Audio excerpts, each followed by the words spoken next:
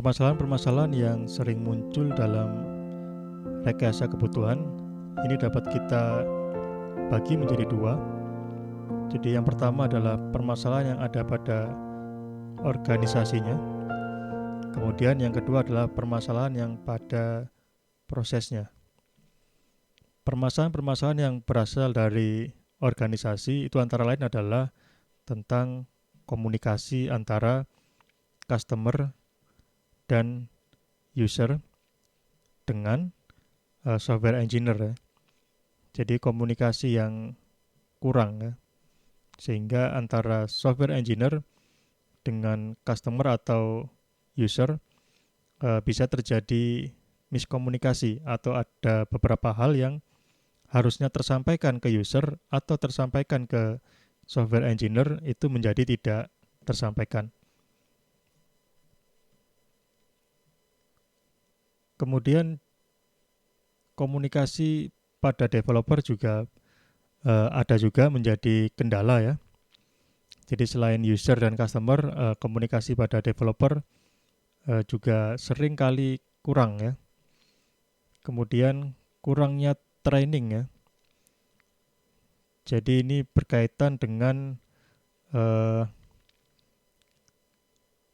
familiaritas ya. Apakah dia sudah familiar atau tidak dari sisi tim pengembang maupun dari user. Ini dapat menghambat proses rekayasa kebutuhan. Kemudian skill yang tidak cukup ya atau yang tidak sesuai. Kemudian dari sisi tim ini tugas-tugasnya atau tanggung jawabnya ini tidak terdefinisi dengan baik. Akibatnya pekerjaannya tidak dapat terselesaikan dengan baik. Kerjasama tim juga tidak bisa optimal ya. Kemudian unstable workforce ya. Ini contohnya adalah low staff retention. Ini artinya banyak staff yang tidak betah ya. Dia di tengah-tengah project dia mungkin mengundurkan diri atau pindah ke tempat lain.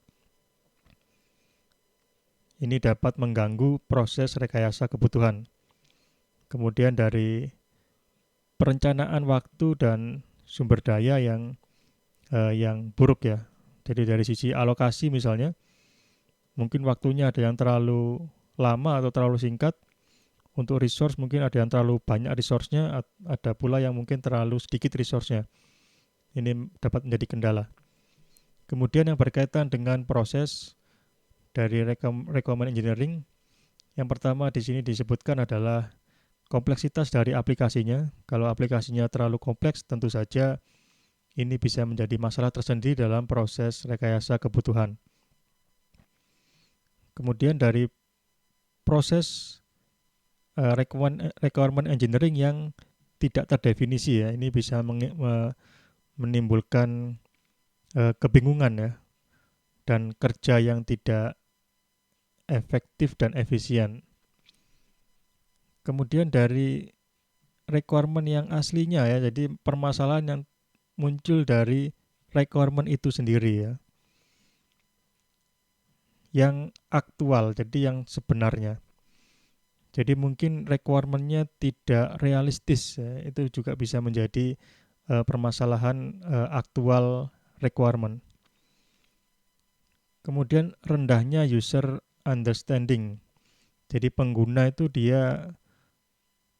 justru dia tidak paham dengan masalah yang dia hadapi, atau mungkin dia kesulitan dalam menyampaikan atau menyatakan permasalahan yang dia hadapi ya. Karena dia pemahamannya masih kurang. Kemudian requirement yang tidak lengkap, kemudian requirement yang tidak konsisten, yang selalu berubah-ubah ya, walaupun ini tidak dapat kita hindari. Namun requirement yang tidak konsisten dan perubahannya terlalu cepat itu juga bisa menjadi permasalahan.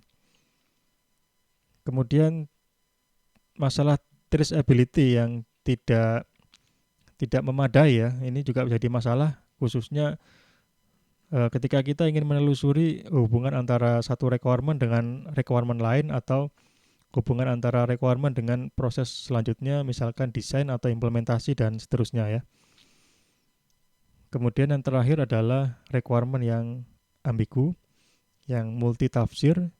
Ini juga bisa menjadi permasalahan dalam rekayasa kebutuhan.